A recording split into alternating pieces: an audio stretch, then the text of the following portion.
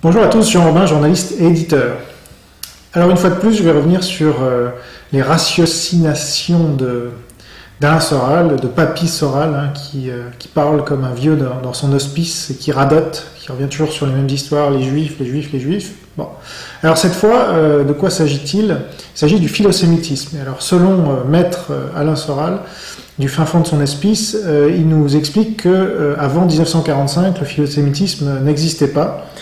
Donc on va passer l'extrait maintenant. Oui, alors là c'est pareil, je disais que tous les grands écrivains et tous les grands penseurs de l'histoire, on reviendra par rapport à Emmanuel Todd à cette question, étaient de toute façon, au sens contemporain du terme, des antisémites, tous. Tous les rois, tous les philosophes, tous les dramaturges, voilà, ça n'existe pas, le philosémitisme avant 1945, en gros. Alors donc voilà, donc tous les écrivains, tous les rois, tous les dramaturges, tous les philosophes, là on voit bien le totalitaire du tout, mais ça c'est pas une nouveauté. Et alors ils sont tous antisémites. Alors là, c'est pour ça que j'ai intitulé cette vidéo Soral n'a pas de culture 2, puisque dans la première vidéo Soral n'a pas de culture, il s'agissait des films où il disait qu'aucun juif n'était négatif dans les films, et notamment à Hollywood. Et on a bien démontré que c'était pas le cas. On a même trouvé d'autres films encore depuis, mais je vous éviterai de vous citer de nouveaux films. Là, on va s'attarder, mais c'est intéressant d'un point de vue historique, sur l'obsession d'Alain Soral, en l'occurrence les Juifs, et comment c'est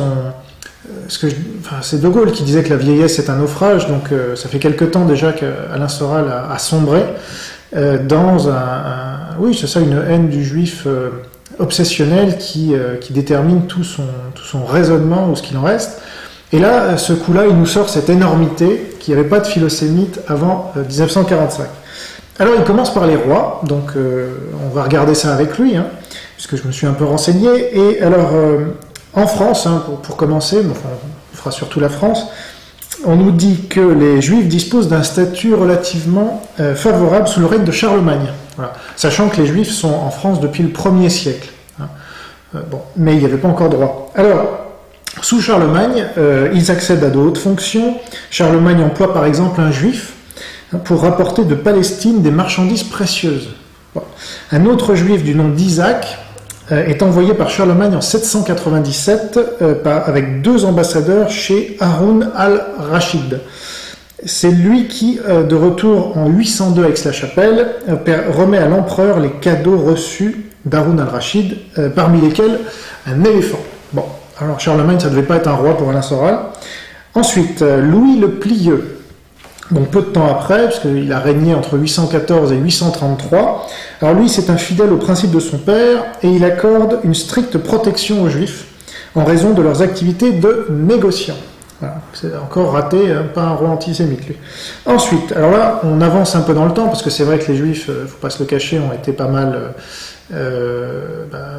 emmerdés, et c'est le moins qu'on puisse dire. Enfin, ils ont même été pourchassés, et même on les a exclus du royaume de France. Mais Charles V, lui, qui a régné de 1364 à 1380, a stabilisé leur situation, en partie grâce à l'affection personnelle portée par le roi au chef du judaïsme français, qui s'appelait Rabbi Mattathias ben Yosef. Alors ce dernier peut ainsi redonner vie à la communauté et rouvrir des yeshivot. Donc ensuite, François Ier, qui a ouvert à Paris en 1530 ce qui s'appelait le Collège des 3 langues. Alors il y avait l'hébreu, le grec et le latin, donc... et c'est ce qui a donné le Collège de France, qu'on connaît aujourd'hui, donc qui était en opposition avec la Sorbonne, trop intolérante et soumise à l'autorité du clergé. Le Collège de France est un centre d'études laïques ouvert à tous, dans le but d'explorer directement dans les 3 langues les cultures qui forment la base de la civilisation du monde occidental. Voilà, François Ier. Ensuite, Louis XIV fut moins hostile que ses prédécesseurs aux Juifs. Le début de son règne marque une évolution dans la politique du pouvoir royal vis-à-vis du judaïsme dans l'esprit de la politique pragmatique de Mazarin. En 1648, les traités de Westphalie attribuent les 3 évêchés et l'Alsace à la France, et le pouvoir choisit de ne pas exclure les Juifs qui y habitent, bien que l'édit de 1394 expulsant les Juifs de France soit encore théoriquement applicable. Alors on nous dit aussi que le choix est de préférer l'intégration des Juifs. En 1657, le jeune Louis XIV est reçu solennellement avec son frère à la synagogue de Metz, mais Alain Soral avait dû passer à côté de cela. En 1657, je viens de le dire. Ensuite, au début de son règne personnel, sa politique, peut-être parce que Colbert voit dans les Juifs une population favorisant l'activité économique, permet le développement de la communauté juive lorraine, qui croît sensiblement durant son règne. De même, les Juifs portugais, dits nouveaux chrétiens, qui vivent à Bordeaux ou dans la région de Bayonne, connaissent une paix relative. Ensuite, Louis XVI, en 1784, émet des lettres patentes permettant aux Juifs l'exercice de l'agriculture, du commerce et de l'artisanat. On ne doit pas connaître Louis XVI, Alain Soral. En 1787, toujours Louis XVI, commande à Malesherbes un rapport sur la situation des Juifs en France en vue d'améliorer leur situation. Alors là, ce qui est assez drôle, voilà ce que Louis XVI déclare à Malesherbes. Monsieur de Malesherbes, vous vous êtes déjà fait protestant, maintenant je veux que vous fassiez juif. Je vous demande de vous occuper d'eux, et Malesherbes réunira une commission de juristes et consultera les Juifs alsaciens et portugais. Voilà. Alors ça, c'était pour la France, donc déjà, il est faux de dire qu'aucun roi de France n'a été philosémite, parce que je viens de vous en donner une dizaine. Et quant aux rois polonais, on pourrait citer Casimir III de Pologne et Casimir IV, qui sont considérés comme philosémites pour avoir fait venir de nombreux juifs dans leur pays. Il faut savoir qu'il y avait 400 synagogues à Varsovie avant la Deuxième Guerre mondiale, donc ils ne sont pas venus de nulle part, ces juifs. Voilà. Donc, ça c'était pour les rois. On continue parce que, évidemment, Alain Soral a voulu couvrir toute la réalité de son antisémitisme, mais on va bien voir que ce n'est pas le cas. Alors, les philosophes et les écrivains maintenant. Depuis l'Antiquité déjà, selon les historiens de l'Antiquité, Pythagore fut un grand admirateur du judaïsme et adopta certains préceptes de la loi juive dans sa philosophie. Ça a dû échapper à Alain Soral. L'historien Mégasthène et le philosophe Théophraste parlent des Juifs comme des philosophes par naissance, en trouvant dans la loi juive une sorte de correspondance aux lois de Platon. On cite Aristote considérant les Juifs comme descendants des philosophes indiens, le monothéisme juif ayant eu pour effet l'abandon du polythéisme par les anciens est également admiré dans la mesure où il représente comme une alternative à la philosophie, invention grecque, l'autre voie vers l'abstraction. Voilà, donc sur l'Antiquité, Alain Soral se trompe. Ensuite, bon là il faut venir au XVIe siècle. Alors au XVIe siècle, des études hébraïques intenses sont poursuivies par des intellectuels, aussi bien catholiques que protestants. Alors François Rabelais se dédie longtemps à des études talmudiques et kabbalistiques. Voilà. Donc lui, ça devait être ça devait pas être un écrivain pour Alain Soral, je ne sais pas. Ensuite, vous avez Pontus de Thiard qui publie une traduction du célèbre Dialogue d'Amoret de Judas Abravanel. Vous avez d'autres hébraïstes comme Guillaume Postel, Gilbert Génébrard, Blaise de Vignières, Guy Lefebvre de la Broderie. Alors celui-là, il écrivit des poésies épiques pleines d'allusions kabbalistiques.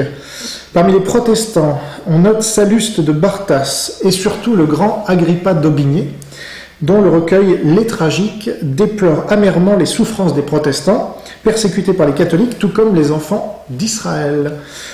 Voilà, la fin du XVIe siècle est marquée par des œuvres dramatiques inspirées par les écritures juives, entre autres Saül le Furieux de Jean de la Taille, Les Juives de Robert Garnier, Abraham Sacrifiant par Théodore de Bèze, Jephthé par Florent Chrestien, Aman par Antoine de Montchrestien.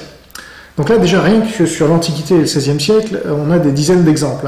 Qu'Alain Soral se trompe et ment, donc manipule son auditoire. Bon, ce ne sera pas la première fois, mais enfin, c'est bien que ça se sache.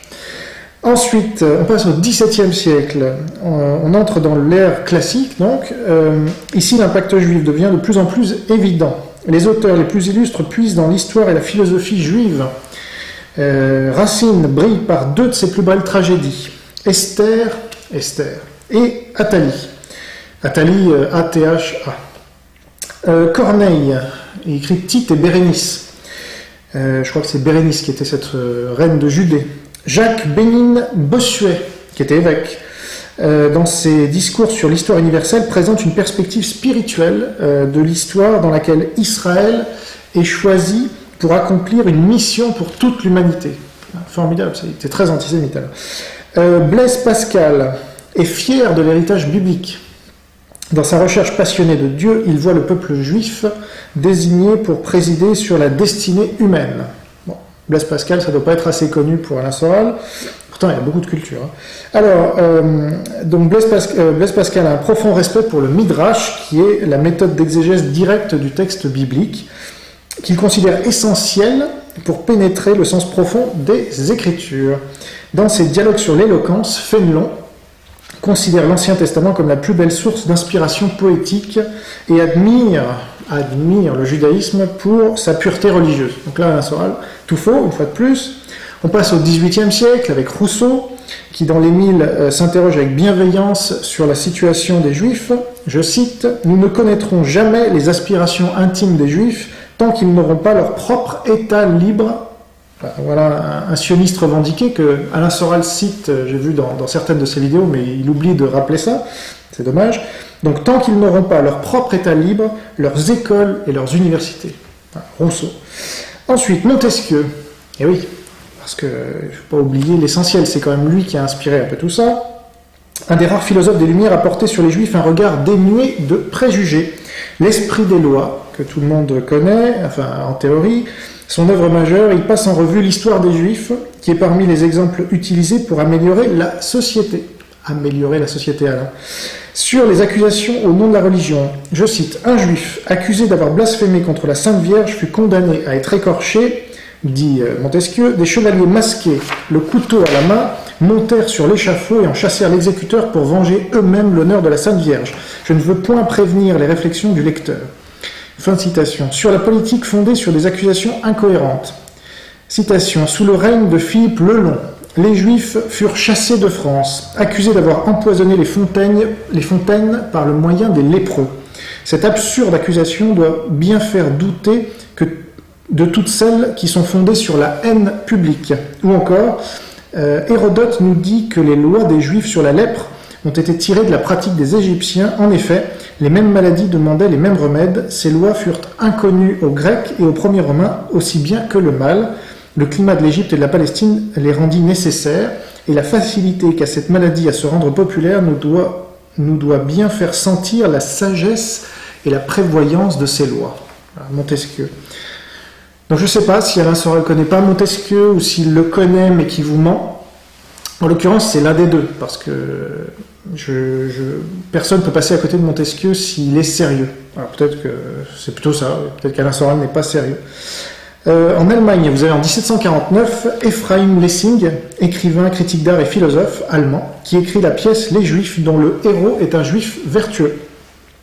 Alors 1750, c'est la publication de l'encyclopédie, sous la direction de Diderot et d'Alembert. Alors vous avez l'article Juif, introduit par le chevalier de Jaucourt et continué par Diderot, avec pour intitulé Philosophie des Juifs, qui est un modèle de tolérance dans la pure mouvance de Montesquieu, qu'on vient de voir, abondamment cité, et des penseurs protestants.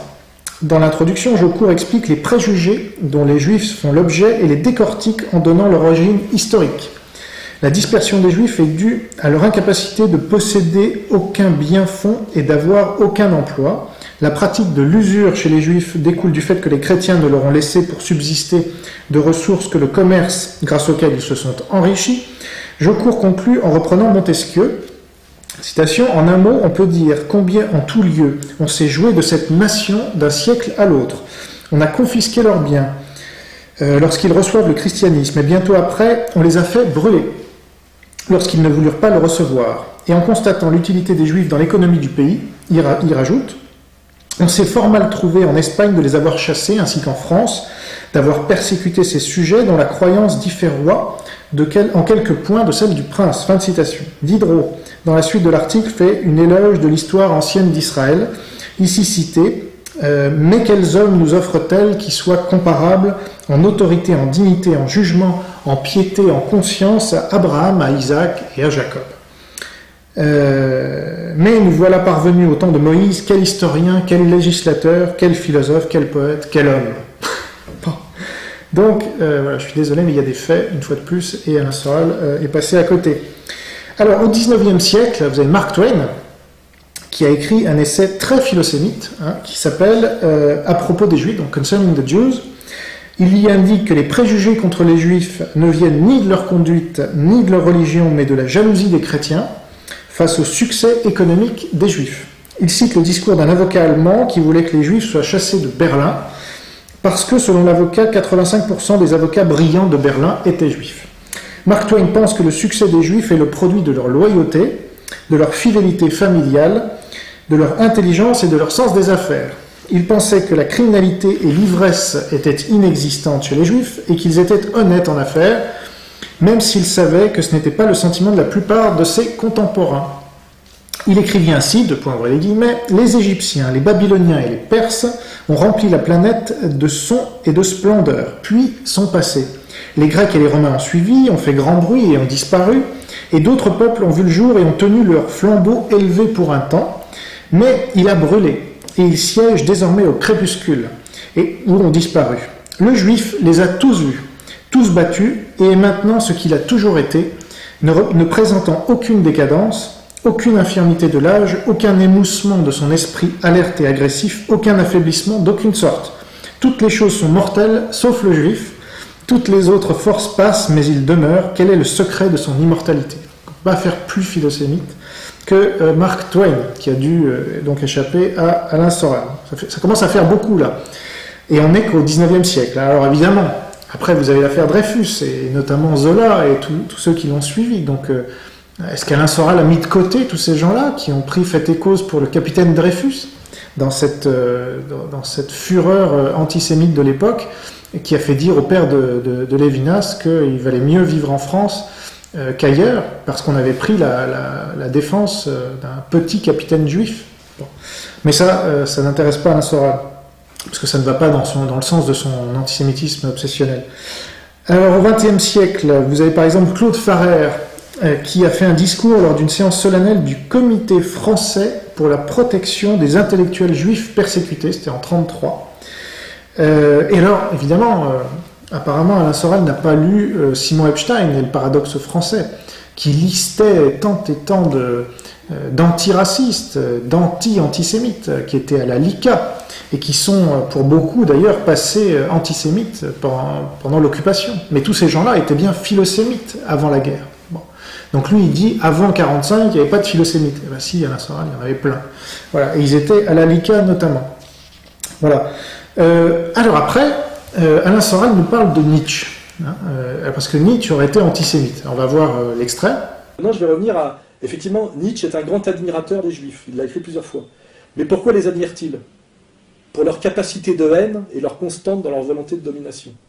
Première chose. Deuxièmement, pour le fait qu'ils ont vaincu en tant que peuple de prêtres les Romains, c'est-à-dire des guerriers, par la manipulation sémantique et l'apologie du faible. Hein, et qu'ils ont été des corrupteurs et qu'ils ont fait triompher, il admire leur capacité à avoir été fait triompher finalement ce qu'il appelle le mal par rapport à sa pensée du surhomme, c'est-à-dire les êtres faibles qui arrivent par la dialectique à se faire, à imposer les valeurs qui détruisent finalement le monde du bien, de la virilité et de la force. Virilité, très important, on y reviendra tout à l'heure. Hein. Donc il est philosémite que pour des mauvaises raisons, par rapport aux valeurs obligatoires universelles de 1945. Le mot qui revient systématiquement chez Nietzsche quand il parle des Juifs, c'est leur inextinguible capacité de haine. Hein, il les identifie bien comme le peuple de la haine. Hein. Nietzsche aimait et respectait les Juifs pour des raisons aujourd'hui totalement antisémites. Voilà, alors encore un mensonge d'Alain Soral, décidément, ça finit par faire beaucoup. Parce que là, je pense qu'on a vu plusieurs centaines de noms, et encore, si on allait dans le détail, on en trouverait plusieurs milliers de rois, de philosophes, de dramaturges, enfin tous ceux qu'on a vus, qui étaient philosémites avant 1945. Bon. Mais alors là, le cas de Nietzsche est assez spécial, puisque Alain Soral va en faire une nouvelle bannière des antisémites. C'est d'ailleurs très dangereux le jeu auquel il joue là, parce qu'il veut réhabiliter, comme son copain Blanc-Rue, l'antisémitisme sous prétexte que de brillants esprits auraient été antisémites. Je veux dire, on ne peut pas justifier une idée comme ça, hein, ce serait un peu trop facile. Alors, donc, il y a quelqu'un qui s'appelle Matthias Schubel, qui a écrit Nietzsche, le philosémite européen, et donc je vais citer un certain nombre d'extraits qui vont démontrer qu'une fois de plus, Alain Soral vous ment. Alors, voilà, je cite Matthias Schubel. « Considérer Nietzsche comme un antisémite, cela revient à avouer d'une manière explicite et flagrante une incompréhension de sa pensée. » Ça, on s'en doutait de la part d'Alain Soral. Qu'est-ce qui nous permet d'être aussi catégoriques? Des textes, dans leur plus pure approche trouvée dans Par-delà le bien et le mal, Aurore, Ecce Homo ou encore Le Gai Savoir. Des souvenirs de proches ou d'amis et surtout une volonté de démystifier définitivement la grossière caricature de Nietzsche que ne se privent pas de faire ses détracteurs avec une ignorance frisant parfois l'aveuglement, je n'aurais pas dit mieux. Rien dans tous les ouvrages de Nietzsche ne justifie une telle accusation. En réalité, une seule œuvre, intitulée La volonté de puissance, fait débat. Alors, débat incompréhensible, nous dit Matthias Schubal, pour qui sait que ce rassemblement pathétique d'aphorismes et de fragments posthumes, dont des titres et des phrases entières ont été délibérément omis, ainsi que des découpages de textes initialement liés entre eux, est le fruit de la sœur de Nietzsche, Elisabeth Förster. Celle-ci cherchait à donner à cette œuvre, par un habile montage de fragments, un sens qu'elle n'a pas.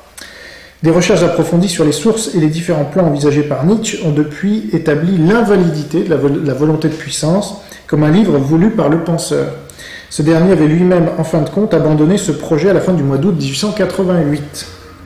Alors, Matthias Schubal rajoute qu'il faut ici souligner l'influence néfaste qu'eut cette sœur, qui chercha par tous les moyens à instaurer une sorte de culte nietzschéen. Ce lama, comme Nietzsche l'a surnommé ironiquement, épousa en 1884 le docteur Bernhard Förster, l'un des chefs du parti antisémite en Allemagne. Alors le mépris qu'éprouvait Nietzsche pour ce personnage n'avait d'égal que la répulsion ressentie à l'égard de cette sœur, pour qui la pensée de son frère ne devait servir que la cause antisémite puis nazie. En témoigne une lettre de Nietzsche que Nietzsche envoya à Elisabeth le 26 décembre 1887, date dans laquelle il fait part de sa plus grande désapprobation quant à ce mariage. Alors je cite Nietzsche: « Vois-tu bien, mon bon lama, c'est pour moi une question d'honneur que d'observer envers l'antisémitisme une attitude absolument nette et sans équivoque, à savoir celle de l'opposition, comme je le fais dans mes écrits. Ma répulsion pour ce parti, qui n'aimerait que trop se prévaloir de mon nom, est aussi prononcée que possible. Mais ma parenté avec Förster et le contre-coup de l'antisémitisme de Schmeitzner, mon ancien éditeur, ne cesse de faire croire aux adeptes de ce désagréable parti que je dois être un des leurs. » Donc là, en fait, Nietzsche ne le savait pas, mais il parlait notamment d'Alain Soral. « Et je ne peux rien faire pour empêcher que les feuilles antisémites utilisent le nom de Zarathustra. Cette impuissance m'a déjà presque rendu malade plusieurs fois. » Donc c'est dans les Lettres choisies, éditées chez Gallimard, page 267, pour ceux qui veulent vérifier.